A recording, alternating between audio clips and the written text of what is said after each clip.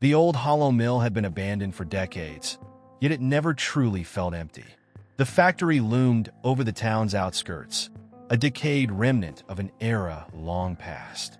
Its skeletal frame of rusting steel and shattered windows remained untouched, as though the land itself had rejected its presence.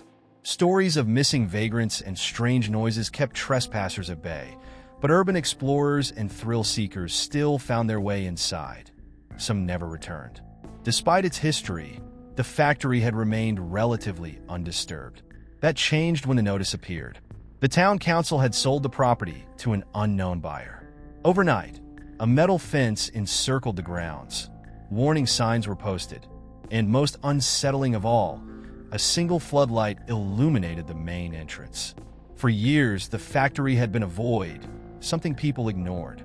Now it was awake again. Michael and his friends had always talked about entering Hollow Mill, but fear had kept them from doing so. However, the recent developments made the idea irresistible. They weren't alone. Social media was buzzing with rumors. Who had bought the factory? Why had workers been seen entering, but never leaving? The air of mystery was enough to make even the most rational minds spin elaborate theories. Determined to uncover the truth, Michael gathered his group. Lisa, the skeptic who never believed in ghost stories. Aaron, the conspiracy theorist who suspected something far worse than ghosts. And Danny, the quiet observer who never spoke much, but always noticed the details others missed. With backpacks full of flashlights, cameras, and supplies, they planned their infiltration carefully. The fence was no match for wire cutters, and within minutes, they stood at the gaping mouth of the factory. Inside, the silence was suffocating. Dust clung to every surface, forming a thick layer over forgotten workbenches and rusting machinery. The scent of oil and decay filled the air, a smell that had no business lingering after so many years of disuse. Their footsteps echoed, swallowed by the cavernous space, as if the factory itself was breathing, inhaling their presence. Danny pointed to a series of footprints in the dust. Fresh. Someone had been here recently. Lisa dismissed it as the workers seen entering the building earlier in the week, but Aaron wasn't convinced. The prints led deeper inside, toward the heart of the factory, where the old assembly lines once churned out metal parts. The footprints suddenly stopped at a set of double doors. They weren't locked, but something about them felt wrong. They were too clean, too untouched compared to the decay surrounding them. Lisa pushed them open, revealing a vast room lined with rusting conveyor belts and shattered glass panels. But what drew their attention wasn't the machinery, it was the lights. Dim fluorescence flickered overhead, powered by a source that shouldn't exist. Hollow Mill had no electricity. Michael's breath hitched as he noticed something even more disturbing. The factory floor was spotless. No dust, no debris, just clean, smooth concrete, as if something had been wiping the past away. Aaron raised his camera, but the moment he clicked the shutter, a metallic screech filled the air. A slow, grinding noise like rusted gears turning for the first time in years. It came from a ceiling. Their flashlights darted upward, illuminating the skeletal remains of the rafters. Dangling from the metal beams, suspended by corroded chains, was a figure. It wasn't human. It wasn't even whole. It twitched. Lisa screamed, and the factory swallowed the sound. The scream died in Lisa's throat as the factory devoured the sound, leaving only the buzzing of the flickering lights and the slow, rhythmic creak of rusted chains. The figure overhead dangled lifelessly, its form obscured by shadows. But Michael could see enough. The limbs were elongated, stiff, as if they had been molded rather than grown. The head lolled unnaturally to the side, and though its face was hidden, the unmistakable feeling of being watched settled deep in his gut. Aaron was the first to react. "It moved," he whispered, stepping backward. "That thing, whatever it is, just twitched." Lisa shook her head furiously, her breath ragged. "It's probably just a mannequin. Some sick joke left behind by the workers." But even she didn't sound convinced. The longer they stared, the harder it was to deny that something was wrong. The factory had been abandoned for years. Yet here was this thing, untouched by time, hanging as if it had been waiting. Danny, silent as always, lifted his flashlight, tracing the rusted chains to where they vanished into the darkness above. "The dust," he muttered. "What?" Michael turned to him. Danny pointed to the floor beneath the hanging figure. Unlike the spotless concrete of the main assembly line, the area directly below the body was covered in a fine layer of rust and debris, scattered unevenly, as if something had been dragged through it, as if the thing had been moved recently. Michael felt his stomach turn. "We need to go." Aaron didn't argue. He had his camera raised, but his hands were shaking too much to focus. Lisa, her face pale, nodded stiffly.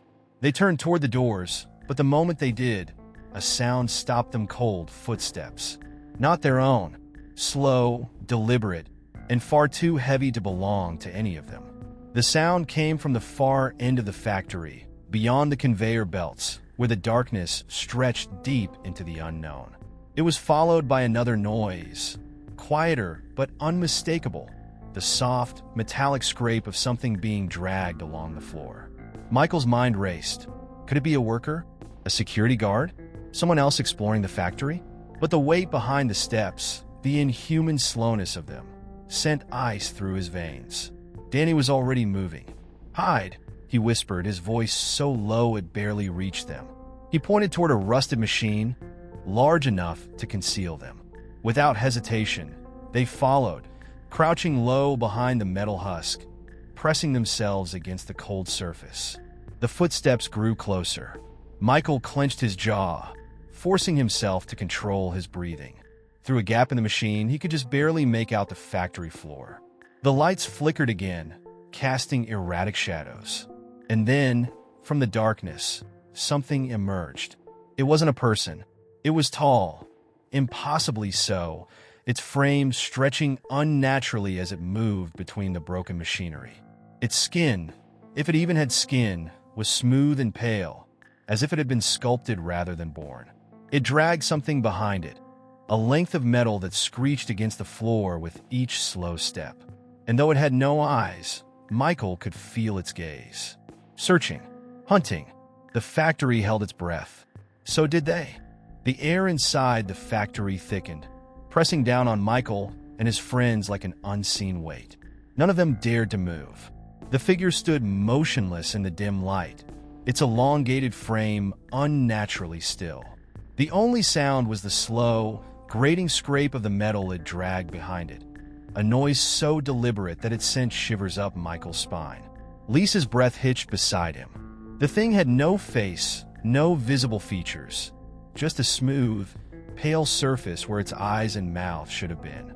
And yet, Michael had never felt more intensely watched in his life. Aaron, always the reckless one, shifted slightly to angle his camera. The movement was small, but it was enough. The figure snapped its head in their direction, the motion disturbingly fast, as if it had always known they were there and had simply been waiting for them to confirm it. Michael barely had time to react before the thing moved. Not a step, a lunge. It was inhumanly fast. The screech of metal against the floor turned into a violent clatter as the creature swung its weapon, a jagged length of rusted piping, toward their hiding place. Michael ducked just in time, feeling the air split inches from his skull as the pipe slammed into the machine they were crouched behind. Sparks burst from the impact, the old metal shrieking under the force. Lisa screamed, and that was all the confirmation the creature needed. It lunged again, its movements jerky but precise, as if controlled by an unseen force. They scattered, years of friendship dissolving in an instant as pure survival instinct took over. Michael ran blindly, heart pounding, dodging between the rusting remains of the assembly line. Danny was ahead of him, moving with terrifying focus. He didn't hesitate, didn't stumble, just ran straight for the far wall, where a doorway gaped open into a corridor none of them had noticed before. Michael didn't question it. He followed. Aaron and Lisa were just behind them, their panicked footsteps echoing in the cavernous space. Michael chanced a glance over his shoulder and instantly regretted it. The thing wasn't running. It was gliding, its movements unnatural, its feet barely touching the floor. The pipe dragged behind it, carving a thin, deep groove in the concrete. But what terrified Michael most wasn't the way it moved. It was the way the factory seemed to move with it.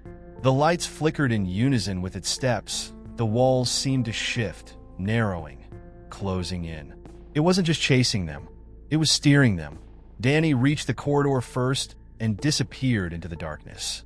Michael followed, barely squeezing through before Aaron and Lisa crashed in after him.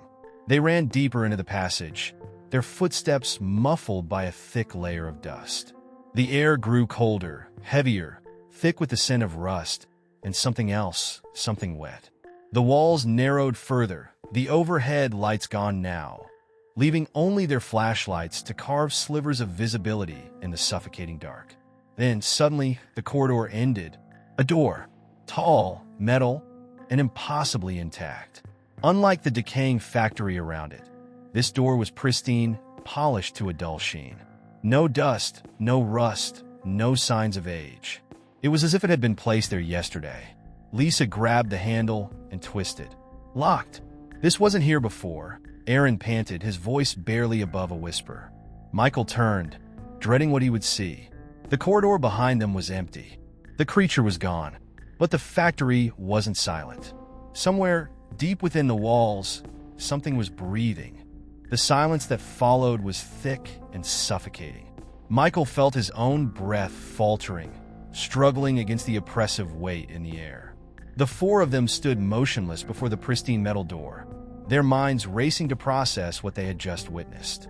The corridor behind them was empty, but the factory was alive, breathing, shifting, waiting. Lisa pressed her back against the door, her fingers still wrapped around the handle. Tell me you all heard that, she whispered. Aaron swallowed hard. It's the pipes, he said, though even he didn't sound convinced. Old places like this, the metal expands, contracts. No, Danny interrupted, his voice eerily calm. That's not metal. That's lungs. Michael didn't want to believe it, but deep in his gut, he knew Danny was right. The sound wasn't mechanical. It was organic. A slow, deliberate inhale, a long, rattling exhale. The walls themselves seemed to pulse, almost imperceptibly, as if drawing in stale factory air and releasing something worse. Lisa jerked the handle again. Still locked. We can't stay here. We have to. The lights flickered violently. The sound of breathing deepened, growing louder, closer. Then a noise even worse, a groaning, splintering sound like something was pressing against the walls from the inside, stretching them. Michael's flashlight beam caught movement. Not the creature. Not yet. But the corridor behind them had changed. It was wider now, the floor slick with something dark. It wasn't oil. Danny took a step forward, angling his flashlight down. His jaw tightened. Footprints. Fresh ones. Leading toward them. Lisa let out a choke sound, half a sob, half a gasp. That's mine, Aaron finished, his voice hollow. The prints matched his shoes perfectly, but they weren't leading away. They were leading toward them, as if he had already walked this path before, as if they all had. The door behind Lisa shuddered suddenly, the metal trembling as if struck from the other side. Something was in there. The realization hit Michael like ice. The factory hadn't led them here by accident. It had been guiding them, and now they were exactly where it wanted them to be. Lisa stumbled away from the door, her face pale. No, we are not going in there. But the choice was no longer theirs. With a loud, mechanical hiss, the lock disengaged. The door creaked open, revealing nothing but darkness beyond. The air that poured out smelled stale, untouched, but beneath it was something else, a familiar metallic tang. Blood. Aaron stepped back instinctively. I don't. Before he could finish, the walls of the corridor suddenly collapsed inward. Not breaking, not crumbling, moving, as if the building itself was inhaling. The factory was swallowing them. Danny was the first to act. Without a word, he grabbed Lisa's arm and dragged her through the open door. Michael followed, adrenaline taking over logic, yanking Aaron inside, just as the corridor behind them vanished into solid wall. The door slammed shut. They were trapped. Again. And the breathing? It was coming from inside the room. The heavy metal door slammed shut with a force that sent vibrations through the floor. The sound echoed, stretching unnaturally long, as if the factory itself was savoring the moment. Michael spun around, reaching for the handle, but it was already too late. There was no handle on this side. No visible lock, just a seamless slab of cold steel. The breathing hadn't stopped. It was deeper now, closer. A slow, rattling inhale followed by a sickening, wet exhale. The sound came from everywhere and nowhere at once, reverberating through the walls, the floor, the very air they breathed. Michael turned, forcing his flashlight forward. The room was massive, stretching far beyond the reach of their beams. It was different from the rest of the factory. Clean, untouched by time. Smooth white walls, polished concrete floors. No rust, no decay. It was sterile. Too sterile. Lisa clutched Danny's arm, her breath quick and shallow. "What is this place?" she whispered. Aaron stepped forward cautiously, sweeping his flashlight across the walls. Then suddenly he stopped, his breath caught. "What?" Michael asked, following Aaron's beam.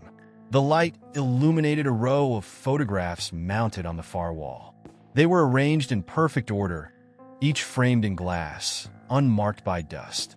Michael's stomach twisted as he stepped closer. The photos were of them, not old pictures, not ones they had taken. These were from tonight. Michael saw himself crouched behind the rusted machine in the main factory hall. Another showed Lisa reaching for the locked door. A third captured the exact moment Danny had stepped into the corridor. Every image was impossibly clear, impossibly recent. Lisa let out a strangled noise and stumbled back. This can't."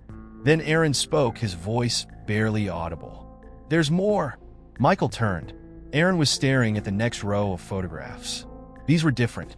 They weren't from tonight. They weren't from any night Michael could remember. They showed the four of them in this same room, wearing the same clothes, frozen in the same expressions of terror. But something was wrong. The lighting was different. The angles were slightly off. And in every single photograph, a fifth figure stood among them. A tall, faceless figure. Michael's breath hitched. He moved to the next set of images. More of them, standing in other parts of the factory. Always the same four. Always the same faceless figure. Lisa backed away, shaking her head violently. No, this isn't real." But Michael's eyes locked onto the final row of photographs. His pulse stuttered. These were different. These weren't pictures of them standing. These were pictures of them lying down. Their bodies limp, sprawled across the factory floor. Their eyes wide, lifeless. The faceless figure loomed over them in each one, holding the same rusted pipe it had dragged through the darkness. The last photo was the worst.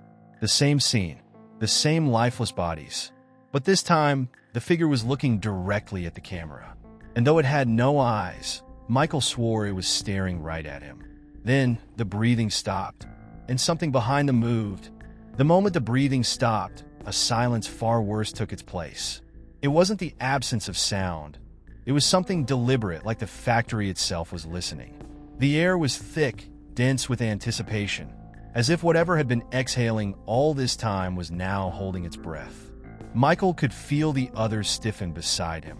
Lisa's breath came in short, ragged bursts, her fingers twitching near her face, as if she wanted to claw her way out of reality. Danny clenched his fists, shifting his weight as if preparing to fight whatever lurked behind them. Aaron, usually the first to rationalize, simply stood frozen, his eyes locked on the final photograph. Then came the movement, a slow, scraping sound, like a foot dragging across the floor. Michael turned, his flashlight quivering in his grip. The beam swept over the pristine white walls, the smooth floor, the eerily perfect symmetry of the room. But nothing was there. Another step. Lisa let out a strangled gasp. She was staring at the photographs. Michael followed her gaze. The last row of images, the ones depicting their lifeless bodies, had changed. The glossy prints shimmered slightly, distorting as if warping under an unseen force. And then, one by one, the images updated. Michael's own picture flickered, then altered. His own corpse had turned its head toward him, its mouth stretched wide in an open scream. He stumbled back, his flashlight beam jerking wildly. No. Danny's voice came low and firm. "We need to move." Lisa barely managed a nod, but Aaron hadn't moved at all. His face was pallid, his eyes unfocused. This can't. A hand touched his shoulder. Aaron screamed. The sound shattered the fragile stillness, sending panic ricocheting through all of them. Michael turned so fast he nearly lost his footing. But there was nothing behind Aaron, just empty space. And yet, a faint indentation formed in his shirt, like fingers pressing into his skin. Then, the room erupted. The lights overhead buzzed and flickered, casting shadows that stretched and snapped unnaturally.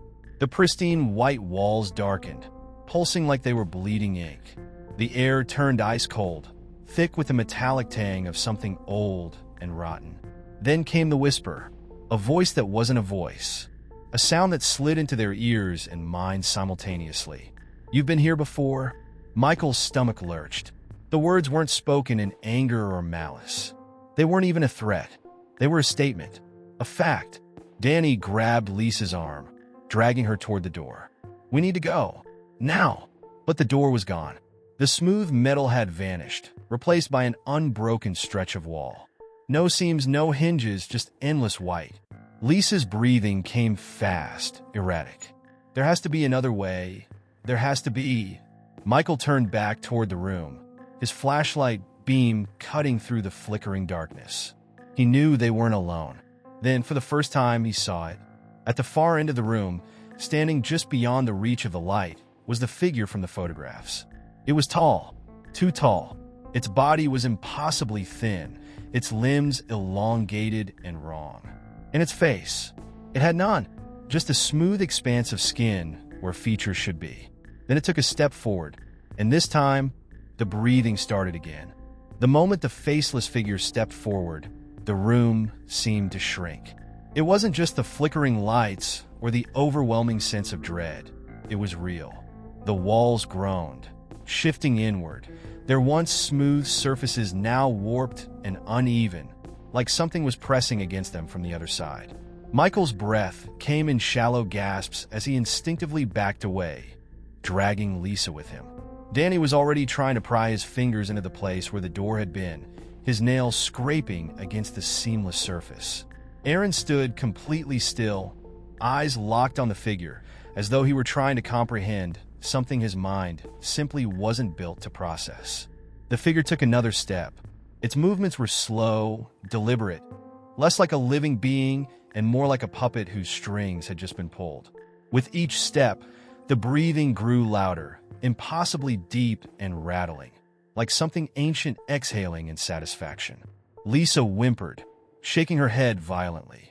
"It's not real. It's a trick. It has to be." But Michael knew better. Whatever this was, it was beyond trickery. The factory had changed around them, reshaping itself into something unnatural, something that had been waiting for them. Danny pounded his fist against the wall, his voice hoarse. "There has to be a way out. There has to be." Then Aaron spoke, his voice hollow. "We were never supposed to leave." Michael turned sharply. "What the hell are you talking about?" Aaron didn't answer. Instead, he lifted a shaking hand and pointed at the far wall. The photographs had changed again. Now, instead of images of their corpses, the pictures showed something else, something even worse. They showed them trying to escape. One image depicted Danny clawing at the wall, just as he was doing now. Another showed Lisa covering her ears, her face contorted in terror. A third captured Michael himself, his expression twisted in dawning horror. And the last? It showed Aaron standing perfectly still, just as he was now. But in the picture, the faceless figure stood directly behind him, its long fingers resting on his shoulders. Before Michael could even react, the lights died. Total, suffocating darkness swallowed them. Lisa screamed. Danny cursed, his fists slamming into the wall. Michael's pulse thundered in his ears as he spun wildly, trying to orient himself. The only thing that remained was the breathing, slow and heavy, now impossibly close. Then the walls moved. They didn't just close in, they shifted, reshaping the room around them. The floor beneath Michael's feet seemed to tilt, sending him staggering. A sickening, organic sound filled the space, like wet flesh dragging across concrete. Michael felt something brush against his arm. Not a hand, not fingers, something smooth.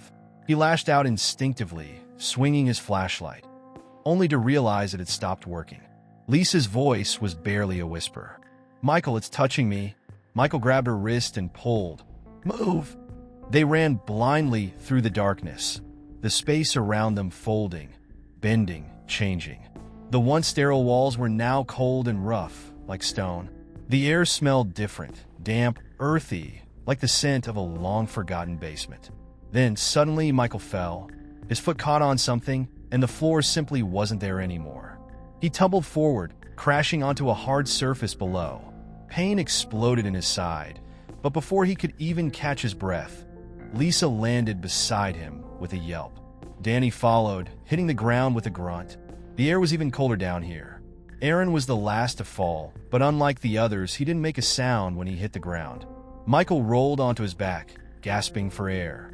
Above them, there was no ceiling, only endless black. The room they had been in was gone. Then a sound echoed through the darkness. Not breathing. Laughter. Soft at first, then rising, twisting. A sound that didn't belong in any world they knew. And from the shadows, something answered. The laughter didn't belong to any of them. It came from the dark, curling through the air like a whisper meant for someone else. It was distant yet intimate, crawling into their ears as if the factory itself had found something amusing. Michael pushed himself up, every nerve in his body screaming at him to run, but there was nowhere to go. The floor beneath them was cold, damp, and uneven. Stone, not the smooth factory tiles from before. The air felt thick, almost breathing, and the walls, if there even were any, were swallowed in a blackness deeper than any shadow. Lisa was the first to speak, her voice a ragged whisper. "Where are we?" Danny ran his hands along the floor, feeling for something, anything. This isn't the factory anymore. Michael shined his flashlight, but the beam barely reached past his own feet. It flickered weakly, the light struggling against something unseen, as if the darkness wasn't just an absence of light, but something alive. Then Aaron spoke, his voice disturbingly calm. "We're lower." Michael turned to him, his stomach tightening. "What?" Aaron wasn't looking at them. He was staring straight ahead, into the abyss. The factory didn't just change. It swallowed us? The words sent a shiver through Michael's spine. Lisa let out a quiet sob, covering her mouth with both hands. Danny muttered a curse under his breath and started feeling the ground more frantically, searching for an edge, a wall, a door, anything that might signal an exit. Then the laughter returned, but this time it wasn't alone. It was joined by another, and another, a chorus of voices, all mimicking the same eerie, bubbling amusement. They overlapped, echoing, distorting into something inhuman. It wasn't just laughter. It was mockery. Michael's hands clenched into fists. "Shut up," he muttered under his breath. The laughter didn't stop. "Shut up," he yelled, his voice cracking, his own fears spilling over into anger. And then, just like that, it did. The silence that followed was worse. Danny finally spoke, his voice raw. "We have to move." "But where?" Lisa's voice was barely above a whisper. Michael swallowed hard, forcing himself to breathe evenly. His flashlight wasn't giving them much, but it was still something. "We go forward," he said, pointing the beam into the void. No one argued. They walked, slowly, cautiously, each step feeling like it carried them deeper into something they had no way of understanding. The ground beneath them sloped downward, the air thickening with a damp, metallic scent. The kind of scent that reminded Michael of rust. Of blood. After what felt like an eternity, the flashlight beam finally caught something, a shape, a structure. It was a doorway. But the thing that made Michael stop cold wasn't the fact that there was a door where there shouldn't be one. It was the fact that it was open, and something was waiting on the other side. The door before them stood open, a black rectangle of absence cutting through the thick darkness that had consumed everything else. At first, Michael hesitated, his instincts screaming that the doorway wasn't a passage. It was a trap. But the silence pressing in on them, The crushing weight of the factory's unseen gaze made the alternative seem even worse. Whatever awaited them beyond the threshold couldn't be worse than standing here, waiting to be swallowed whole by the void. Lisa, her hands trembling at her sides, was the first to move. She stepped forward, her foot making no sound on the stone floor, as though even the ground itself didn't dare disturb the atmosphere. Her face was pale, drawn tight with a fear that mirrored Michael's own. But still, she moved forward. Danny followed quickly, his breath heavy, his every step reluctant yet determined. The moment his foot crossed the threshold, a low hum filled the air, faint but unmistakable. It wasn't mechanical. It wasn't even human. It was a hum that vibrated within them, sinking into their bones. Michael exchanged a glance with Aaron. Aaron's face was unreadable, but the way his eyes darted toward the doorway told Michael everything. "We should go," Aaron said softly, his voice carrying an eerie calmness. Michael nodded, though every part of him rebelled. Slowly, he stepped forward, his heart hammering in his chest. The moment he crossed into the threshold, something changed. It was as if the world outside the doorway no longer existed. The factory's eerie grip on them loosened, but in its place came a strange, unsettling emptiness. The hum was louder now, almost deafening, and the air felt colder, more sterile. They were in a hallway. At first glance, it appeared ordinary, no different from any other industrial hallway, though somehow more suffocating. The walls were lined with metal pipes that hissed occasionally, the floor slick and smooth beneath their feet. But the deeper they walked, the more the hallway began to shift in ways that felt wrong. The edges of the pipes began to distort, curling into themselves, as if the walls themselves were breathing. The door behind them slammed shut with a force that echoed through the hall, and the floor vibrated slightly beneath their feet. It wasn't just the door closing. It was as if the entire building had noticed them. "Where are we?" Lisa asked, her voice shaking. Michael opened his mouth to answer, but the words stuck in his throat. There was no answer. This wasn't the factory. This wasn't anything he could recognize. And then the walls spoke. Not in words, but in a sound, a low, guttural growl that came from deep within the structure itself. It was a noise that seemed to echo within their very souls, as if the factory wasn't just alive, but aware. Another step, and the hallway shifted. The metal pipes on the walls grew larger, distorting into grotesque shapes, stretching and pulsing like veins. The floor beneath their feet now seemed to squirm, as if alive, as if something beneath them was pushing upward, attempting to break free. "Move," Michael said urgently, his voice low. They picked up their pace, but the hallway felt endless. No matter how many steps they took, it seemed as though the space stretched further and further into the abyss. The growl was growing louder, more insistent, as though it was trying to drown them in its sound. And then they saw it.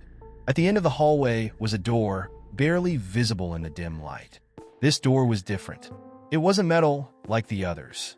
It was wooden, with deep, intricate carvings that seemed to shimmer and shift when you looked at them for too long. And it was open. "I don't like this," Danny muttered, his voice tight with fear. "None of us do," Michael replied, his heart pounding in his chest. They reached the door, and the moment they crossed the threshold, the air changed once again. The hallway fell away behind them, replaced by a vast, empty room that stretched farther than the eye could see. But it wasn't empty. At the far end of the room, there was a figure, a silhouette, and this time Michael didn't need to ask. He knew. It was waiting for them, the thing that had been following them, pulling them deeper and deeper into this nightmare. And now, they were here. The figure at the far end of the room didn't move. It was a presence, more than anything else. Its shape vague, its outline obscured by shadows that didn't seem to belong to the dim light of the room. Michael could feel its gaze, heavy and unblinking, pressing against the back of his neck. His heart hammered in his chest, a frantic pulse that threatened to suffocate him. Lisa stepped forward, her voice barely above a whisper. "What is it?" No one answered. No one could. Michael didn't know if the figure was human, or if it was something far worse. The longer he looked, the more its outline seemed to shift, to change, as though it was a figment of their collective fear, an entity born from the depths of the factory's malevolent spirit. Danny took a cautious step toward the figure, his hand trembling at his side. It's not moving. Maybe it's just another part of the factory. His voice cracked, and his words hung in the air, offering no comfort. The figure remained still, its silence growing more oppressive by the second. There was a stillness to the room that felt unnatural, like time itself had been suspended, as though they weren't just in a room, but caught in an infinite moment, trapped by the thing that watched them. Michael swallowed hard. "We need to get out of here." His voice sounded distant, muffled even to his own ears. He wanted to turn, to run, to escape the suffocating presence that weighed down on them. But he couldn't move. Something rooted him to the spot, and it wasn't just fear. It was the same thing that had drawn them deeper into the factory. The thing that made every step feel like a step toward an inevitable end. Aaron's voice broke through the tension. "We can't leave. Not yet." The words hung in the air, pregnant with an unsettling weight. Michael turned to look at Aaron, his eyes narrowing. "What do you mean, we can't leave?" Aaron didn't answer immediately. He just stared at the figure, his face unreadable. It was as if he had already accepted something that none of the rest of them could comprehend. "There's a reason we're here," Aaron said finally, his tone distant, as though he were speaking to himself more than anyone else. "There's a reason we've been pulled into this place. And that thing, whatever it is part of it." Lisa let out a strangled sound, half sob, half gasp. "What are you talking about? What reason?" But Aaron didn't seem to hear her. His eyes were fixed on the figure in the distance, his voice growing quieter, more detached. "I think we've been brought here for something. To learn something, maybe even to be tested." A shiver ran through Michael's spine. Testing. What did that mean? And why were they being tested? Was this some kind of twisted game? He didn't have answers. None of them did. The silence between them thickened, and it was almost as if the figure at the far end of the room was waiting, not just for them to approach, but for them to understand, to grasp something that had been beyond their comprehension until now. And then without warning, the figure moved. It wasn't a step exactly, more like a ripple, a distortion in the air, as though the very space between them and the figure had been bent. In the blink of an eye, it was closer, much closer. Michael's heart stopped. He wanted to scream, but his throat was locked in terror. The figure didn't make a sound. It didn't do anything. It simply was an impenetrable force of presence that stretched the very fabric of the room. And then, more unsettling than the figure itself, the room began to change. The walls seemed to ripple and warp, as if they were made of liquid rather than stone. The floor beneath their feet trembled slightly, sending small vibrations through their bodies. It was like the entire space had become unstable, uncertain. The figure stood still, watching them, but it wasn't just watching them anymore. It was watching through them, its gaze piercing, as though it could see the very thoughts in their minds, the fears in their hearts. "Why aren't we moving?" Danny's voice was shaking, his eyes wide with terror. "I can't move," Michael said, his voice barely audible. "None of us can." Aaron's lips trembled. We're caught. Caught. It was the only word that made sense now. Trapped in a room that wasn't a room. Caught in a place that wasn't a place. And they weren't just caught by the figure. They were caught by the factory itself, by the forces that lurked within it, forces that had been playing with them, drawing them deeper, all along. Michael could feel it now, the truth. The thing that had been pulling them in. The factory wasn't just a building. It wasn't even just alive. It was something far worse. It was watching them. It was judging them. And it wasn't done with them yet. The room felt heavier now, the air thick with an unspoken tension that seemed to choke the very breath from their lungs. The figure remained still, its presence more suffocating than ever, as though it was tethered to their every thought. Michael's eyes flicked around the room, desperate for an exit, but there was nothing. Nothing but the warped walls, the undulating shadows, and the dark figure that watched them with an unsettling calm. It was as if time itself had frozen, leaving them in a suspended moment of dread that stretched into eternity. Aaron was the first to break the silence, though his words seemed more for himself than for anyone else. "This isn't just about us," he muttered, his voice distant. "We're part of something much larger, something that's been building for a long time." His gaze shifted toward Michael, his eyes hollow with understanding. Or was it resignation? "I don't think we're supposed to leave." Michael's heart skipped a beat. "What do you mean?" "We have to leave. We can't stay here. We can't let whatever that is." He jerked his head toward the figure. "We can't let it control us." Aaron's lips pressed together in a thin line, and his eyes flicked to the others. "It's not about control. It's about choice. And I think we've already made ours." Lisa's eyes widened in panic. What are you talking about?" But before Aaron could answer, the ground beneath them trembled. It wasn't just a quake. It was the kind of deep, reverberating shudder that felt like the earth itself was being torn apart. The walls groaned, and the air grew thick with the smell of rust and decay, as if the very fabric of the factory was collapsing in on itself. The figure, still at the far end of the room, began to move again, but this time it was different. Its movement was slow, deliberate, as if it was pacing toward them with an unsettling purpose. Its form flickered in and out of focus, its edges warping and distorting in ways that defied logic. It was as though it wasn't fully bound by the physical laws that governed their reality, but instead existed in a space between worlds. Danny, his face pale and covered in a sheen of sweat, backed away, his hands trembling. "We need to go. We need to get out of here." But no one moved. Michael tried to step forward, his legs unresponsive, as though the factory itself had sealed them in place. A cold sweat broke out on his forehead, and his breath came in shallow gasps. He wanted to move. He needed to move. But it was as if the figure was commanding them to stay. Then, without warning, the figure spoke. Its voice was not human. It wasn't even a voice at all, really. It was more of a feeling, a cold, crushing pressure that reverberated inside their minds. "You were here for a reason." The words didn't come from the figure's mouth. There was no mouth, but somehow they were unmistakably clear, echoing in the hollow spaces between their thoughts. Michael recoiled, his pulse racing, as the force of the words seemed to claw at the edges of his sanity. "You're wrong," Michael shouted, though his voice cracked under the weight of the presence that surrounded them. "We're not here for anything. We're just trying to survive." But the figure didn't respond.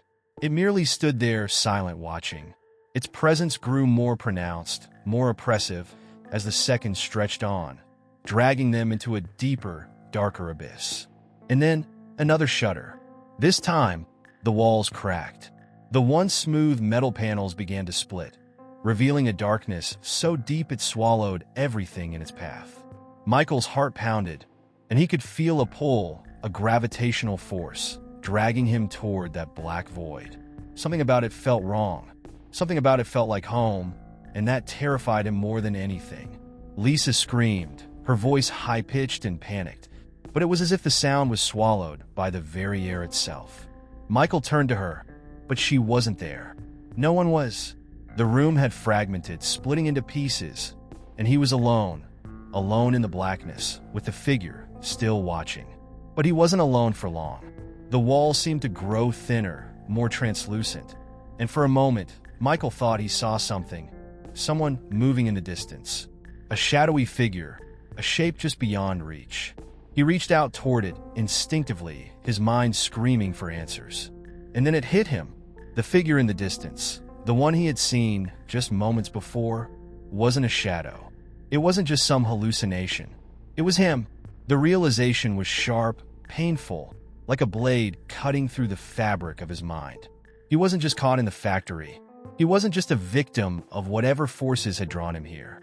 He was part of the machine, and the machine was hunting him. The room swirled, the walls collapsing inward, the air growing thick with the presence of the factory. Michael's breath came in ragged gasps. His thoughts scrambled, until all he could do was scream. And as his voice echoed into the darkness, he realized one horrifying truth. There was no escape. Not from the factory, not from what it had made him, and worst of all, there was no way out of the game. The world, or what remained of it, had become a distorted reflection of itself. Michael found himself standing in a space that felt both familiar and utterly alien. The walls, which had once been solid and unyielding, now seemed to pulse with a life of their own, their metal surfaces breathing in rhythm with his own erratic heartbeat. Every step he took echoed through the factory, the sound distorted and stretched, as if the very air was warping around him. The temperature fluctuated erratically, freezing one moment and burning the next, until Michael no longer knew what to feel. In the midst of the chaos, a strange clarity washed over him, a clarity that was both disturbing and enlightening. The factory, this decaying monument to something ancient and forgotten, had always been more than just a structure. It had been a living organism, a tool for something far darker, far more insidious than any of them could have imagined. He had always known that the factory had been abandoned for a reason, but now, the true horror of its purpose began to unfold before him. Aaron's words from earlier reverberated in his mind. "We've already made our choice." Michael hadn't understood them then, but now, standing amidst the twisted remains of this place, he began to comprehend their true meaning. It wasn't just the factory that had been corrupted, it was everything. The factory wasn't a victim of time or neglect. It was the product of a decision, a choice made long before their arrival, and they had unknowingly walked into it. As his thoughts spiraled, Michael's gaze was drawn to a section of the factory he hadn't noticed before, a hallway that stretched deeper into the heart of the building, its entrance obscured by shadows so dense they seemed to bleed into the walls themselves. He felt an irresistible pull toward it, as if the hallway called to him, beckoning him to understand the truth. He took a hesitant step forward, but as soon as his foot touched the ground, the factory seemed to respond. The shadows recoiled, pulling back to reveal a large, metal door at the far end of the hallway.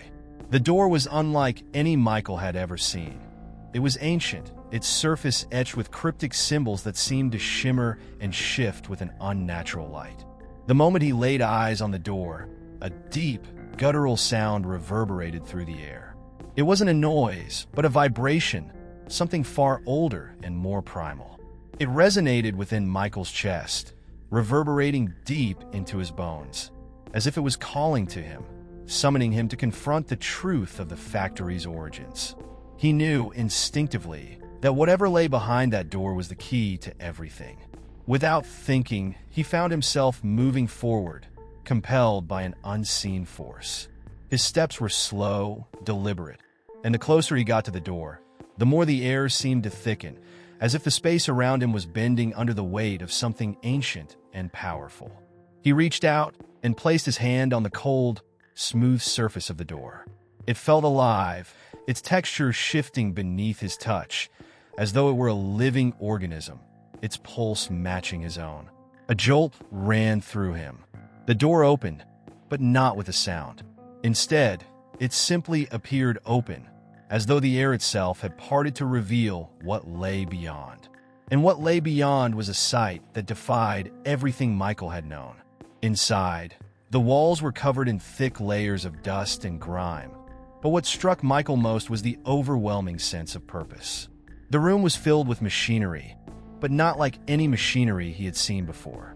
These machines were organic, pulsating with life, their surfaces slick with some dark substance that dripped onto the floor. And in the center of it all, illuminated by a flickering light, was a strange, hulking structure. It resembled a human figure, though its proportions were distorted, stretched beyond recognition. As Michael stepped closer, he realized that the figure was not just a machine. It was a human body, or what had once been human. The flesh was twisted, grafted onto the machinery, and its eyes, those eyes, were still open, unblinking, staring at him with an expression of pure, unrelenting horror. The realization struck him like a bolt of lightning. This was the origin of the factory. It wasn't just a place of industry, it was a place of creation. These machines had been designed not to produce goods, but to produce bodies, to fuse human flesh with metal and machine, to create something new, something beyond the limitations of the human form. And then Michael understood the true horror of the factory's purpose. It was never abandoned because of neglect. It was abandoned because it had succeeded. The process had worked. The machines had transformed humans, turning them into these hybrid, monstrous creations. And the factory had continued to feed off their energy, feeding off the bodies it had created, using them to perpetuate the cycle. Michael felt a chill crawl up his spine as the weight of his discovery settled over him. He wasn't just trapped in this place. He was part of it, a cog in a machine that had been running for far longer than he had ever realized. And now, it seemed that the cycle had begun again, pulling him and his friends into its horrific orbit. The factory hadn't just created new life. It had created a new kind of nightmare, one that would not stop until it had consumed everything. As the door behind him slammed shut, Michael knew that there was no escape. The factory had claimed them all, body and soul. It had always been this way, and it would always be this way. The cycle would never end, and they were the next generation of its creation. The revelation that the factory had created its own grotesque cycle of life and death shook Michael to his very core. Every corner of the building now seemed suffused with a strange kind of energy, one that was more than just the decaying remnants of a forgotten structure. It was alive, aware, and with each step Michael took, he could feel its pulse echoing through his own veins. The thought of turning back, of running away from this monstrous place, seemed almost laughable now. The truth was clear. There was no escape. But what truly terrified him wasn't the factory's insidious hold on him, but the realization that he, like everyone else, had been a part of its design from the beginning. As he stood in that dark, pulsating room, Michael's mind raced, trying to piece together the threads of what he had uncovered. The factory had long since transcended its original purpose. It had not just been a place of industry, but a place of rebirth. The bodies it had created, stitched together from metal and flesh, were never meant to serve a productive function. They were meant to transform, to evolve into something beyond human comprehension. But why? What was the purpose of this unholy fusion of man and machine? Aaron's face flashed in Michael's mind. He had always been the most skeptical of the group, dismissing their fears as nothing more than overactive imaginations. Yet now, Aaron's earlier warnings seemed prophetic. "We've already made our choice," he had said, and Michael knew that those words had never been more accurate. They had chosen to enter this place, whether consciously or not. But Michael now wondered if their arrival had been more than just an accident. Perhaps the factory had chosen them, drawn them in with its strange gravitational pull, its promise of something beyond the ordinary. There was a sudden, sharp noise, a low hum that vibrated through the air. The machines surrounding him began to stir. Michael's heart raced as he backed away from the horrific human-like figure in the center of the room, the one that seemed to stare at him with eyes that were both blank and accusatory. The room was coming to life, its grotesque machinery awakening from its long dormancy. But something felt different this time. The factory wasn't just alive, it was responding to him. Michael could feel the walls closing in on him, the oppressive air growing thicker with each passing second. The machines around him began to move with unsettling precision, their gears grinding and clicking into motion. It was as if they had been waiting for him to unlock some hidden part of their nature, some dark purpose they had been designed for. His breath quickened as he struggled to make sense of it all. Why was this happening now? Why had the factory chosen him? The door behind him, the one that had led him into this horrifying room, slammed shut once again, and Michael realized that there was no way out. Not now. Not ever. His stomach churned as he faced the growing reality. The factory had awakened, and it was now fully aware of his presence. The question was no longer whether or not he could escape.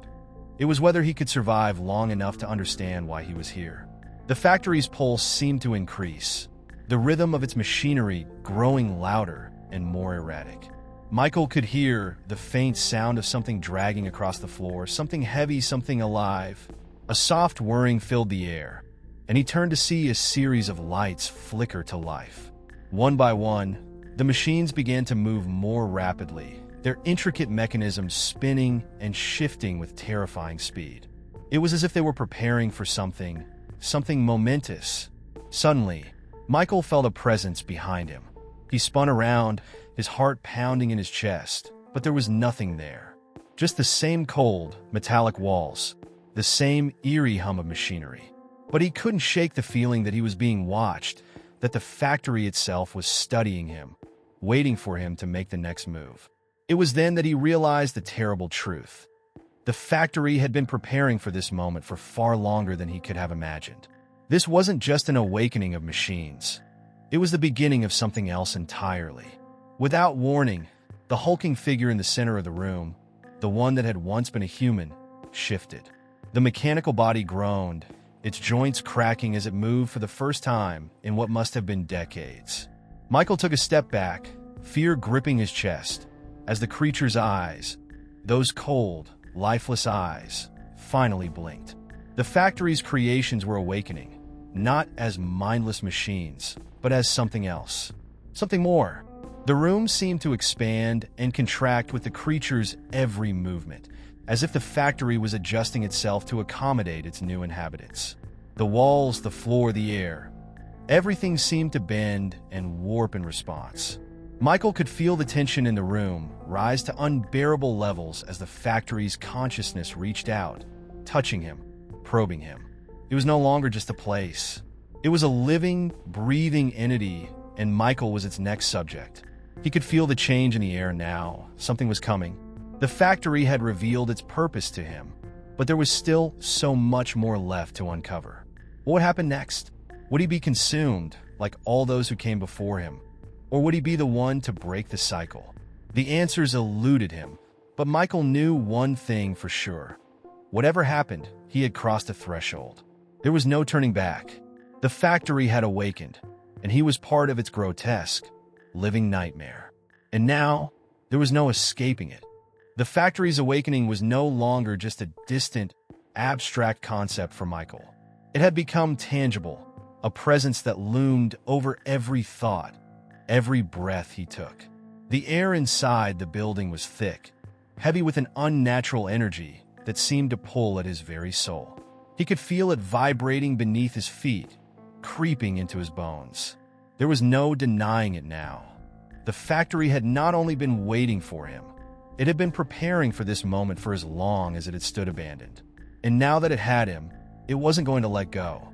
What terrified Michael more than the factory's mechanical pulse was the way it seemed to manipulate time itself.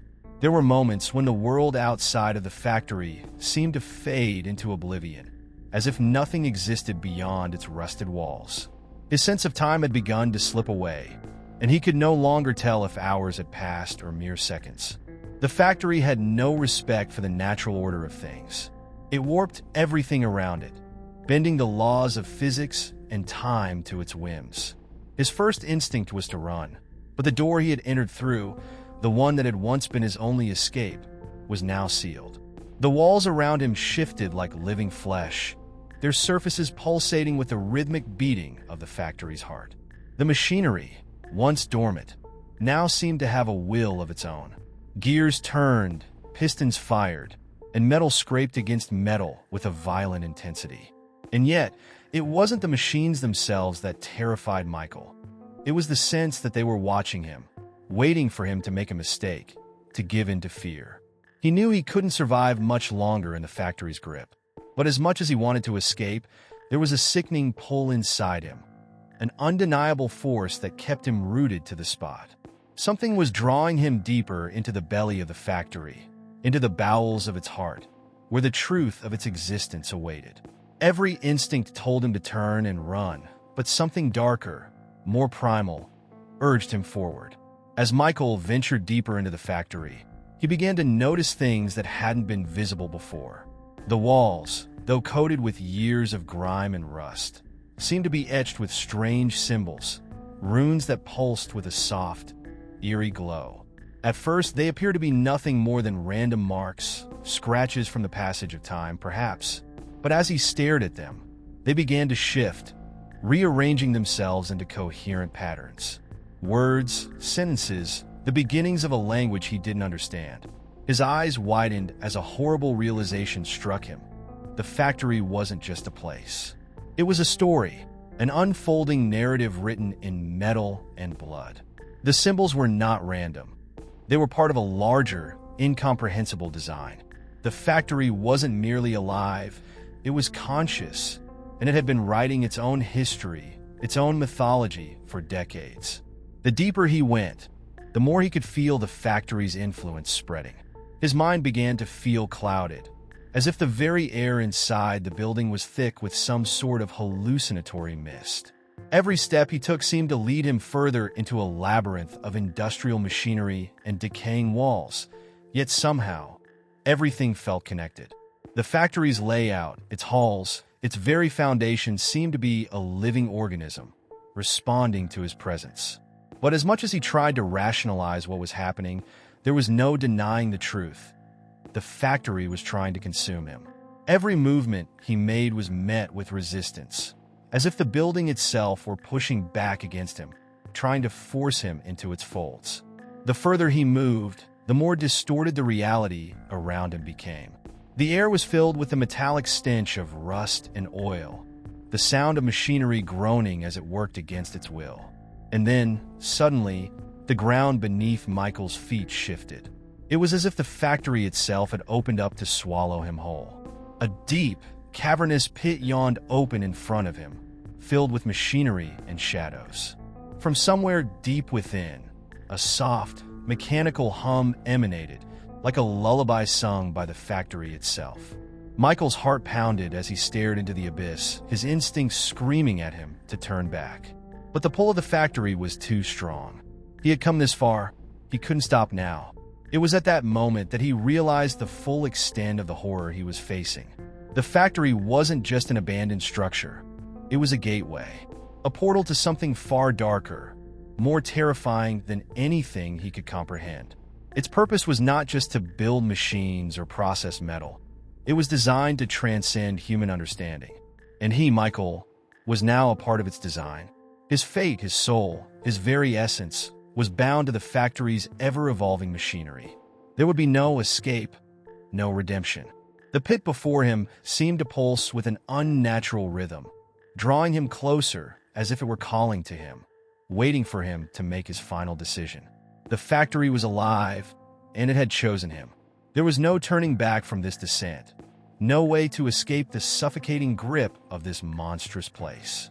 And as he stepped closer to the pit, Michael realized that the true horror was not in what lay beneath, but in the fact that the factory had already won. He was its creation, its vessel, and there was no future for him outside its grasp. The question now was not whether he could escape, but whether he could survive long enough to understand what the factory truly wanted. And what would it take for him to break free from its insidious, unyielding grip? The answers were hidden somewhere deep in the factory's twisted heart, but finding them, if they even existed, might just cost him everything. Michael's descent into the factory's heart had not been an accident. It felt as though he had been led here by a force beyond his control. As the pit beneath him grew deeper, his senses dulled and sharpened simultaneously. He could hear the mechanical humming more distinctly now, a low, constant sound that echoed from every corner of the factory. It wasn't just the machines working. It was something more profound, almost sentient. The humming was a language, a form of communication that, in its rhythmic pulse, seemed to beckon him deeper into the abyss. He stood at the edge of the pit for what seemed like an eternity. There was something seductive about it, the pull of the darkness below. As much as his instincts screamed at him to turn and run, there was another, darker part of him that was compelled to understand what was down there. Something about the pit felt familiar, as though he had always been destined to come here. The question was not whether he should descend, but whether he could resist the factory's pull. Reluctantly, Michael took a step forward, and then another. The metal beneath his feet groaned as he ventured further into the depths of the factory. It was as though the building itself was alive, responding to his every movement. The walls seemed to close in around him, narrowing as he walked, pushing him toward the center of the dark expanse.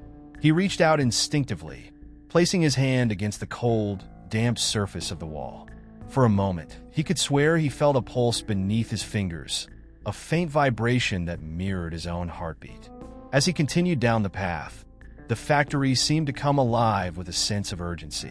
The machines that had once sat idle were now moving, their gears turning in a frenzied, mechanical dance. But the strange thing was that Michael no longer felt threatened by them. The machines, once so intimidating, now seemed to be a part of him, like a strange extension of his own body, moving in sync with his thoughts.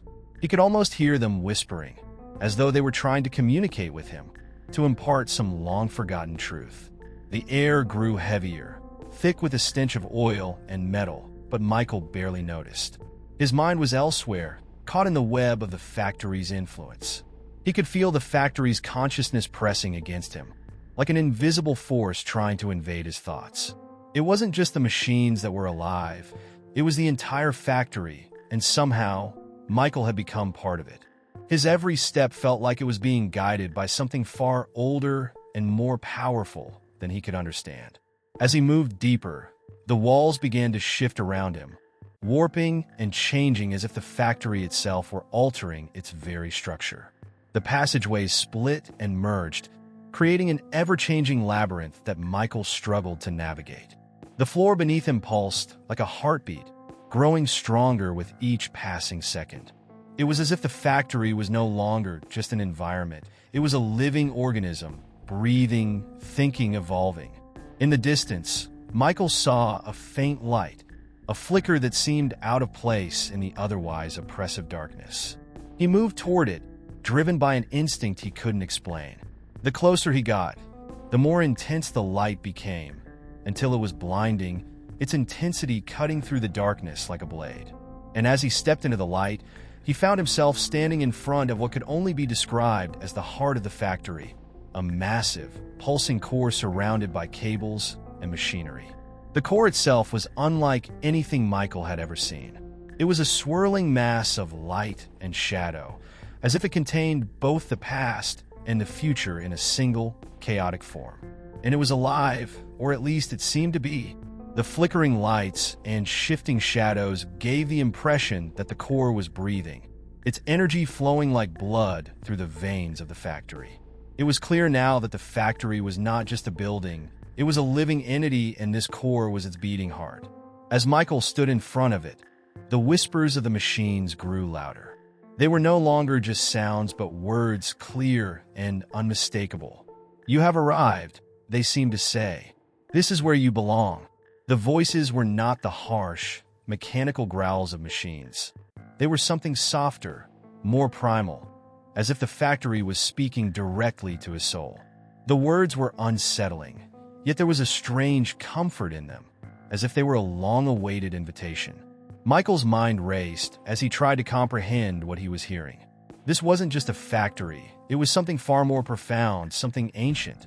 He realized with a sense of dread that the factory had not just been waiting for him. It had been building toward this moment for decades. The machines, the strange symbols, the inexplicable pull, it was all part of a plan. And he, Michael, was the key to unlocking it. He was the missing piece, the one who would complete the factory's dark purpose. But as the words grew louder and the core pulsed with ever-increasing intensity, Michael felt something else, something darker, more sinister. A sense of dread washed over him, as though he had crossed a threshold that could never be undone. The factory had revealed its true nature to him, and it wasn't something that could be easily understood. It was a force that transcended human comprehension, a power that had been building for far too long. The light from the core dimmed slightly, and the air around Michael grew colder. He knew, deep down, that there was no turning back now. The factory had claimed him, and its secrets were now his to bear. The whispers of the machines had ceased, but Michael could still feel their presence, closing in around him, suffocating him with their weight. He had come to understand the factory's true purpose, but at what cost? The price of knowledge was always high, and in this case, it seemed that Michael had paid with more than just his sanity. He had paid with his soul. Michael stood in the heart of the factory, his body stiff with the weight of the realization that the place was more than just a forgotten industrial relic. It was a monument to something ancient, something that had been built not merely to produce goods but to harness something far darker. The factory's walls, once just rusted and crumbling, now seemed to pulse with life, as though the very air around him was vibrating with the echoes of the past. Each step he took reverberated in the silence, carrying with it the heavy burden of history. The core in front of him seemed to hum with a rhythmic certainty, its light dimming and flaring in time with his heartbeat. There was a deep, instinctual part of Michael that told him he wasn't just inside a factory. He was standing in the remnants of something far older, something forgotten by time, but never fully gone. He had crossed a threshold, not just in the physical world, but into the realm of the unknown, a space between the living and the dead. The factory wasn't a place of industry. It was a tomb, a crypt of forgotten knowledge and sins that had been buried by those who had come before him. A low, guttural sound echoed through the chamber. The machines, which had once been dormant, were now stirring again, their gears turning slowly, methodically. The hum of the factory grew louder, filling Michael's ears with a sound that seemed to come from everywhere and nowhere at once. It was as though the entire building was trying to speak to him, to reveal its secrets, but its voice was fragmented, its words lost in the void of time. Michael's mind spun as he tried to make sense of what he was witnessing, but all he could do was listen to the whispers of the factory. The air around him grew heavy with an unsettling energy. He could feel it like static electricity, prickling against his skin, charging the space with an unseen force. The core, which had once flickered with an eerie, seductive light, now began to distort, its surface warping and shifting as if it were not just a machine, but a living entity. It was in these moments that Michael realized that the factory was not merely a place. It was a vessel, a conduit between worlds, and he had unknowingly opened the floodgates to something far darker than he had ever imagined. As the hum of the machines intensified, Michael was flooded with memories, fragments of visions that had no place in the present but felt oddly familiar. He saw workers, their faces twisted in exhaustion and fear, their hands moving relentlessly on the factory floor. He saw machinery churning not just with oil and steel, but with something else, something more insidious. It was as if the factory itself was a prison, one that had ensnared the souls of those who had toiled within it, trapping them in a never-ending cycle of labor. The workers were not human anymore. They were part of the factory, their identities erased, their essence consumed by the very machines they had built. And then, in the midst of the vision, Michael saw it, a figure standing at the center of the factory, watching him with cold, knowing eyes. The figure was cloaked in shadows, its face hidden, but Michael knew it was someone, or something, that had been here long before him. The figure seemed to be waiting for him, as though it had been expecting his arrival. And in that moment, Michael understood something far more terrifying than he could have ever imagined. The factory was not just alive, it was watching him, and it had been watching him all along. Every decision, every step he had taken had been anticipated by the entity that inhabited the factory. He had been drawn here, not by accident, but by design. Suddenly, the vision shifted, and Michael found himself back in the factory, standing alone in the cold, metal chamber. The machines had stopped, and the hum had died down, leaving only the oppressive silence. But the air was still thick with the sense of something unseen, something lurking in the corners of the factory, waiting.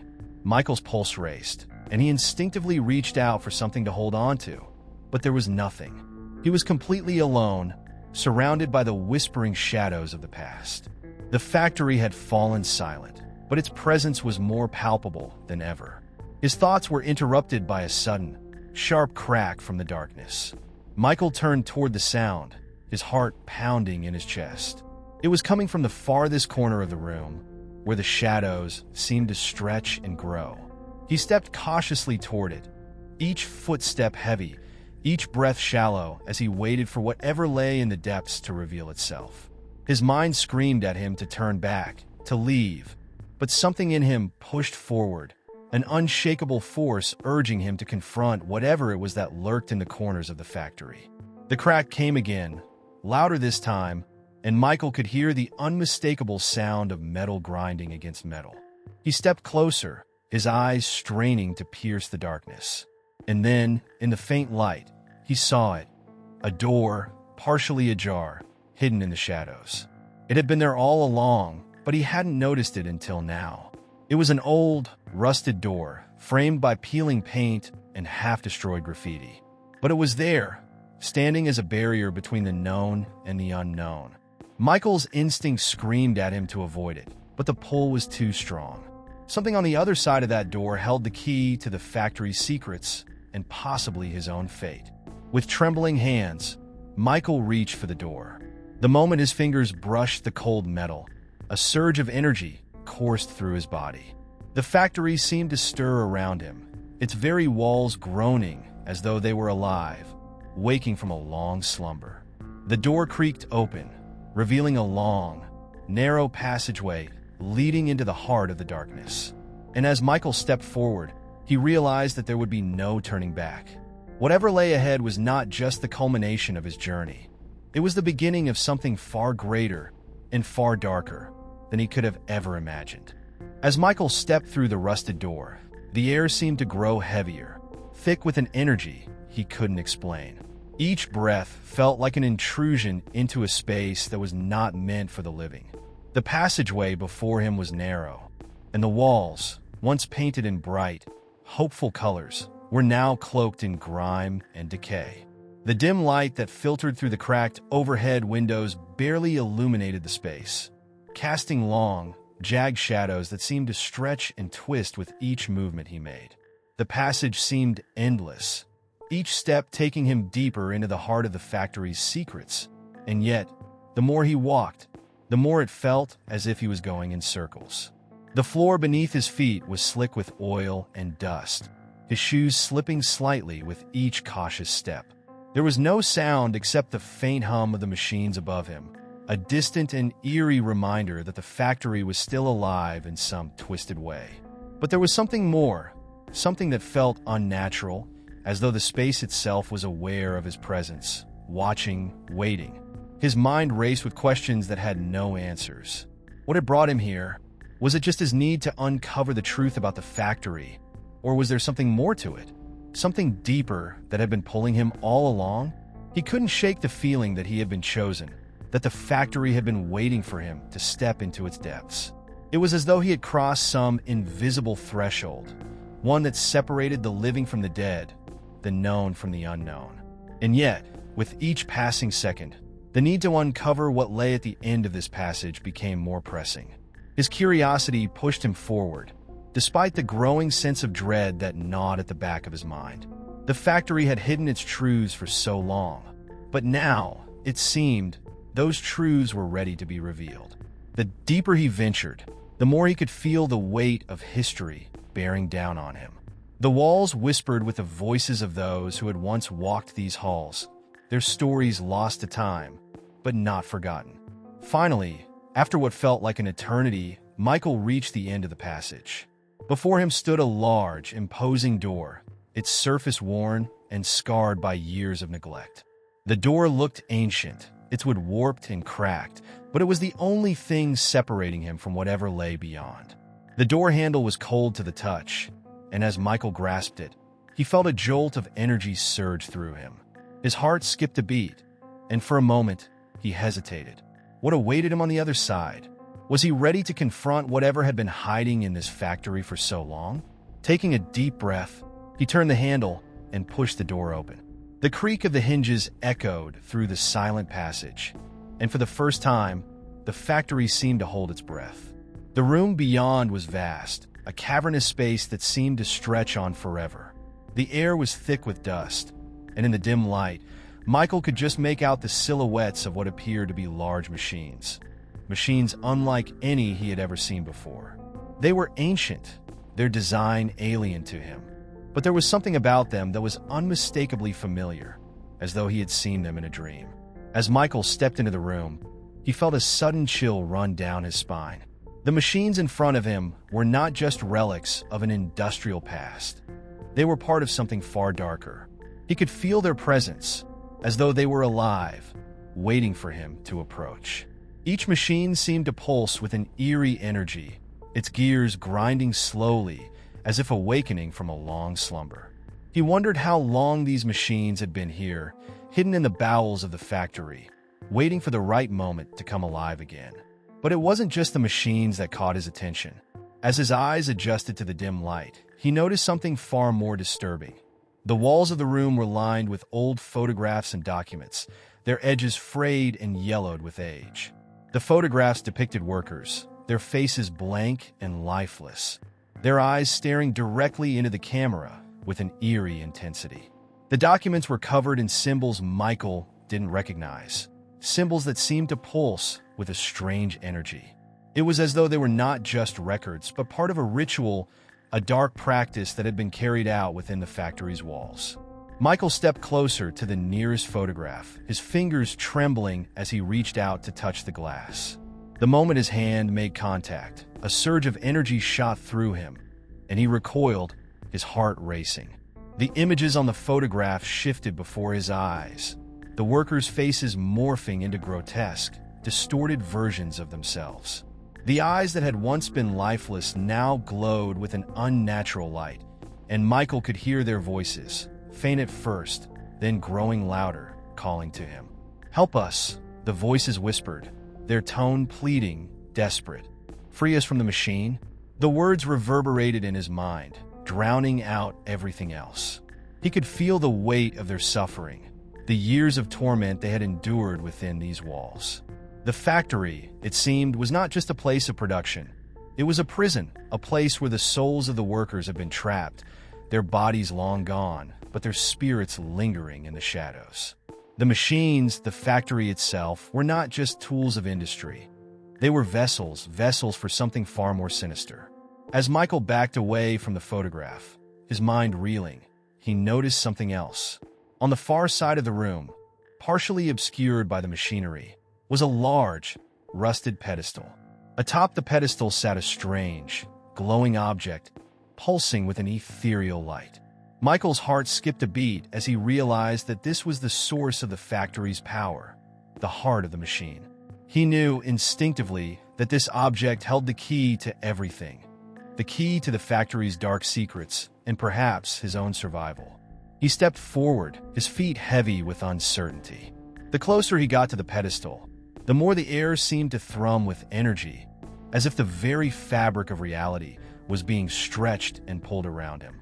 The object on the pedestal called to him, its light both inviting and repelling, as though it was offering him the answers he so desperately sought, but at a cost. The factory had made its choice. It had chosen him to be the one to uncover its truths.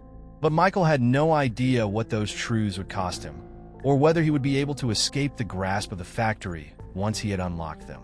The door behind him slammed shut with a deafening crash, and Michael turned, his heart pounding. The factory had trapped him. There was no escape now. He was alone, with only the strange, glowing object to guide him, and perhaps to condemn him. The factory was alive, and it would not let him leave until he had uncovered every secret it held. As Michael stood in front of the pedestal, the pulsating glow of the strange object in front of him began to feel suffocating, as though the very air around him had thickened, becoming charged with a malevolent force. The factory was no longer just a place of forgotten machines and lost history. It had transformed into something far darker. It was as if the very walls, floors, and ceilings of the factory were alive, reacting to his presence, closing in on him with every breath he took. The object before him beckoned with an eerie, hypnotic light, drawing him in with an invisible pull that he couldn't escape, no matter how hard he willed his feet to remain stationary. Every instinct within him screamed to turn and flee, to abandon this nightmare and leave the factory behind. But the room was now a prison, its walls closing in, trapping him in a space where escape seemed impossible. The door that had once stood open now felt like a distant memory, its passageway obscured by the shadows of the factory's soul. There was nowhere to run, no way to hide. He was forced to confront the mystery that had consumed his mind since the moment he set foot in this forsaken place. The glow of the object on the pedestal pulsed in time with his heartbeat, as if the two were in sync, as though this object had been waiting for him all along. The symbols etched into its surface glimmered faintly, and as he drew closer, Michael realized they were not just decorative. They were words, a language he could almost understand, though it felt foreign to his mind. The closer he got, the more the words seemed to call to him, pulling at the edges of his consciousness, as if they had been waiting for him to decipher them. He reached out, his fingers trembling, and brushed the surface of the object. The moment his skin made contact with the cold, smooth surface, the world around him seemed to vanish. The factory faded from view, and he was consumed by darkness. He felt weightless, as though floating through time and space, his body disjointed from his mind. The pulse of the object was no longer just in his ears. It was everywhere, vibrating through his bones, his heart, his very soul. He was inside the machine now, no longer an observer, but a participant. Suddenly, the darkness shattered, and visions flooded his mind. They were not his memories, but someone else's. Visions of the factory in its prime, workers bustling around the machines, their faces full of life and purpose. But beneath the surface, something was wrong. Michael could feel it, even in the brightness of those long-lost days. There was a sickness in the air, a malevolent force that had always been there, lurking beneath the surface, waiting for the right moment to strike. He saw the workers, their smiles frozen in place, their eyes dull and lifeless as they worked tirelessly on the machines, as if they were not human beings but mere cogs in a much larger, more sinister machine. And then the images shifted. He saw the factory as it was now, broken, abandoned, haunted. The workers were gone, their bodies lost to time, their souls trapped in the very machines they had once operated. The machines had become something more than mechanical devices. They had become vessels of something dark, something ancient. The factory was no longer just a factory. It was a prison, a place where the souls of the workers had been bound to the machines, forced to work for eternity. Michael's head throbbed with pain as the visions continued, each one more disturbing than the last. He saw the factory's founder, a man whose name was lost to history, but whose face appeared with terrifying clarity. The man was not just a businessman, but something more. There was something unnatural about him, his eyes glowing with an otherworldly light, his smile too wide, too knowing. He was not just in control of the factory. He was in control of the very souls of the workers, manipulating them, feeding off their energy, using them as instruments of his own dark desires. As the vision of the founder faded, Michael saw the final, horrifying truth. The factory was not just a place of labor. It was a ritual site, a place where the living and the dead were bound together in a twisted cycle. The machines had been built to harvest the souls of the workers, to trap them in an endless loop of labor and suffering. The object on the pedestal was the key to the ritual, the final piece that had been missing for so long. The factory had been waiting for him, waiting for the one who would finally activate the machine and bring the ritual to its conclusion. In a flash, the darkness returned, and Michael was once again standing in the room, his hands still on the object. His heart pounded in his chest, his breath coming in short gasps. He was shaken, disoriented, unable to process what he had just witnessed. The room was silent now, the hum of the machines gone, replaced by an oppressive stillness that seemed to suffocate the very air. The factory had shown him its past, its true nature, but Michael knew that the revelation came with a price. He withdrew his hand from the object, and as he did, the room seemed to exhale, the pressure lifting just slightly, but it was enough to remind him that he was not alone. The walls, the machines, the very foundation of the factory, it was all alive, waiting for him to make the next move.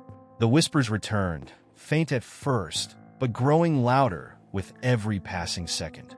The voices of the trapped souls, the workers who had never left, who had never been freed, were calling out to him, pleading with him to release them. But Michael was no longer sure if he could. The factory's grip on him was tightening, its power overwhelming, its hold on the truth unshakable. He had come for answers, but what he had found was far more than he had bargained for. The factory was not a place of industry. It was a place of darkness, and he was its new keeper, its unwilling participant in an ancient and twisted ritual. With a final, heavy breath, Michael realized that the only way to leave this place was to break the cycle.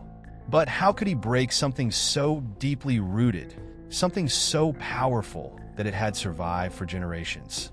The weight of the factory's history hung over him, and he knew that whatever he did next would determine not only his fate, but the fate of the souls trapped here, waiting for someone to free them or condemn them forever. Michael stood motionless in the center of the factory floor, the echoes of the trapped souls ringing in his mind. The weight of the revelation, the realization that the factory had been built not merely to create goods, but to harvest souls, to feed an ancient, insatiable force, pressed down on him like a physical force. The walls around him seemed to pulse with the energy of the factory's dark past, their grim history seeping into the very air. He could feel the oppressive weight of the place, its darkness, its cold indifference to the lives it had consumed. The machines, once thought to be lifeless relics, now stood as ominous reminders of what had been done, of what had been sustained for so long. His mind raced as he struggled to process everything he had learned. The object, the pedestal, the ritual, it all made sense now, but that only made it more horrifying. Michael had stumbled into something far beyond his understanding, far beyond the scope of his investigation. It was no longer just about uncovering the factory's secrets. It was about survival. The factory had drawn him in, had shown him what it had become, and now he was part of its twisted reality. There was no easy escape. The path to freedom had become obscured, hidden behind layers of dark, ancient forces that Michael had no hope of fully comprehending. But there was something else, something deeper, that gnawed at the edges of his consciousness. The voices, the souls trapped within the machines, hadn't just been calling to him. They had been trying to warn him, trying to show him the truth of what he had become a part of. They were not just begging for release. They were trying to tell him what he had to do. They had spoken of the price of knowledge, of the cost of understanding the factory's true purpose. It was as though the very fabric of reality was shifting around him, and he was caught in the middle, unable to break free. As Michael glanced around, the factory's once familiar structure now seemed alien, monstrous, as if it had shifted in response to his growing awareness. The hum of the machines had returned, a constant, low vibration that seemed to resonate with his very being. The factory had always been a machine, one that created, one that built, but now it was a living thing, feeding off the energy of the trapped souls and of his own fear. It had always been a place of labor, but now it was a place of power, a place where the laws of nature no longer applied. The factory, it seemed, was alive in a way Michael had never expected, a predator that thrived on the energy of the living and the dead. The oppressive atmosphere was suffocating, each breath feeling heavier than the last. Michael turned to look at the pedestal once more, at the object that had begun this whole chain of events. The pulsating light had dimmed, its intensity fading as though the object had already done its work, as though it had already claimed him. He could feel its pull, the magnetic force that had drawn him in. He had touched it, felt its cold surface beneath his fingers, and in doing so, he had crossed a line. There was no going back. The factory had claimed him, just as it had claimed all those before him. But there was still a question that burned in his mind, a question that had yet to be answered. What was the price of this knowledge? What would it cost him to break the cycle, to free the souls that remained trapped in this place? And more importantly, could he even break the cycle? Or had he already become part of it, doomed to take the place of the workers who had once labored here? The answer came to him in a flash of clarity, as though the factory itself had whispered the truth into his mind. The price of knowledge was not merely understanding the factory's purpose. It was his very soul. In touching the object, he had bound himself to it. He was now part of the factory's dark ritual, just another cog in its endless cycle. He had learned the truth, but that truth had come with a terrible price. He was now the next worker to be trapped, the next soul to be fed to the machines. A wave of nausea washed over him as the full weight of this realization hit him. His mind screamed for a way out, for a means of escape, but he knew deep down that there was no escape. The factory had already claimed him, had already begun to work its insidious magic. The walls seemed to close in on him, the lights dimming as the factory's energy grew stronger, more intense. He could feel it, his soul, his very essence, being drawn into the depths of the machines, being transformed into something else, something that no longer resembled the man who had walked in through the factory's gates. The voices, once faint whispers, now cried out to him, louder and more desperate than ever. They were no longer asking for release. They were pleading for him to join them, to accept his fate. And as the factory's pulse quickened, Michael realized with sickening clarity that there was no hope for him. He had become part of the machine, a piece of the puzzle that could never be completed. But as the darkness closed in, as the factory's grip tightened, a strange thought surfaced in Michael's mind. Was it too late to fight back? Was there any way to disrupt the cycle, to break free from the factory's hold? The question lingered in the air like a ghost, a faint hope in the face of overwhelming despair. But deep down, Michael knew that hope was a dangerous thing in a place like this. The factory had been waiting for him, and now it had him in its grasp. There was no escape. Not unless he could find a way to destroy the very thing that had drawn him in, the thing that had allowed him to see the truth. And that, Michael realized, was the true cost of knowledge.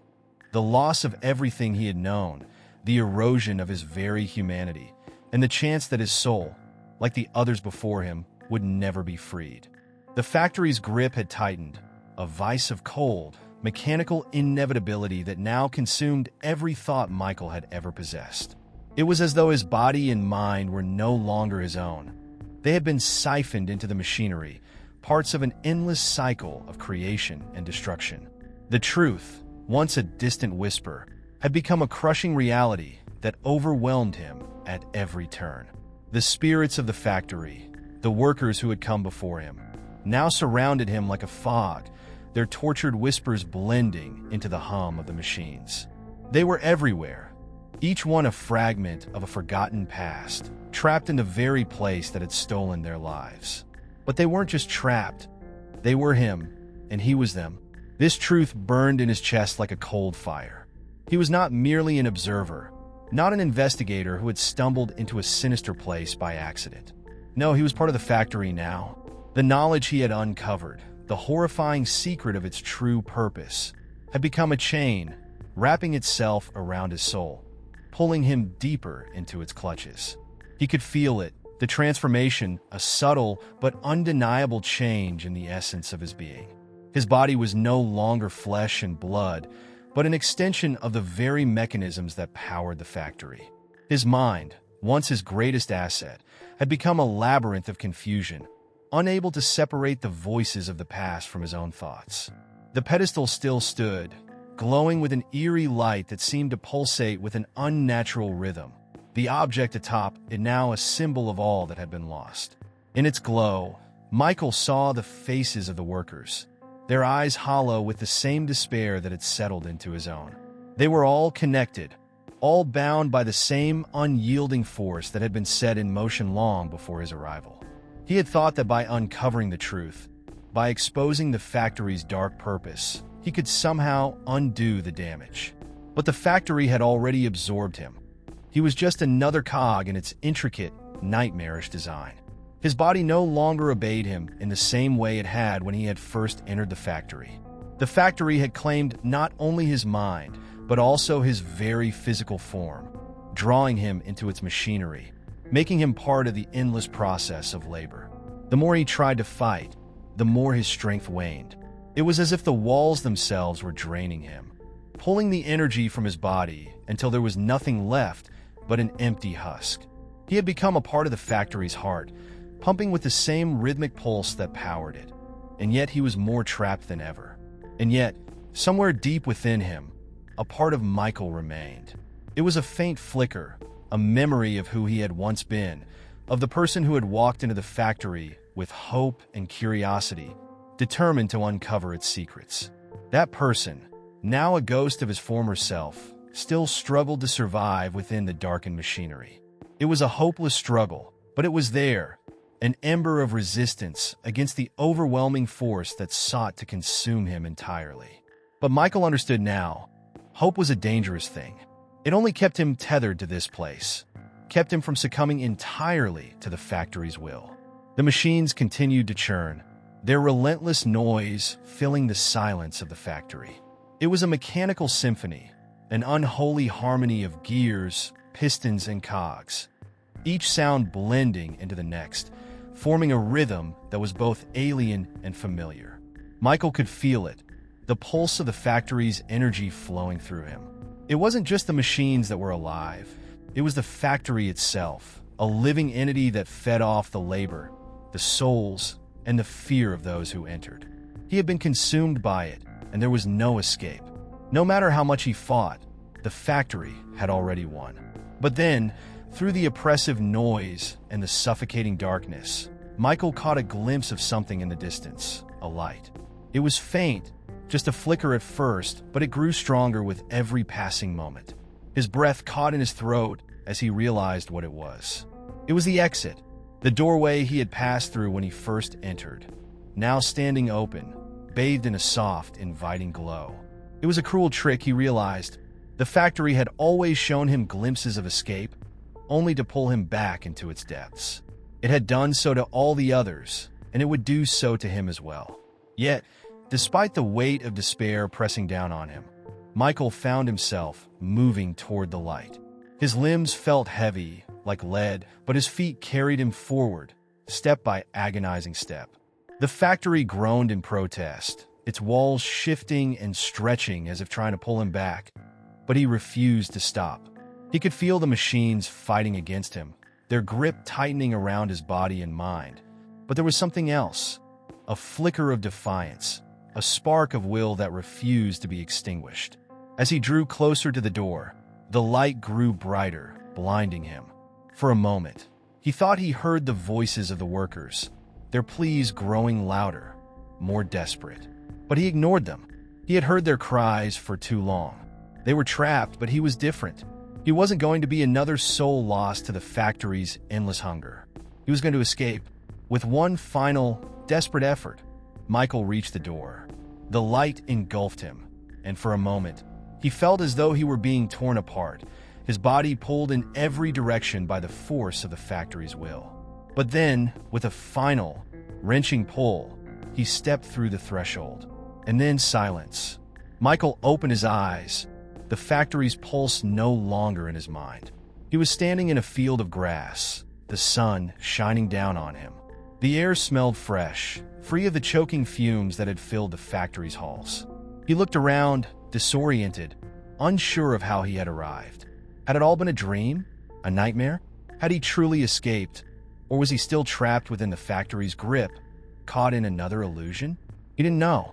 But as he stood there, the distant hum of machinery seemed to linger in the back of his mind, a faint echo of the nightmare he had left behind. It was as though the factory's reach was never truly gone, never truly broken. And in the back of his mind, Michael understood something. Escape, true escape, had never been possible.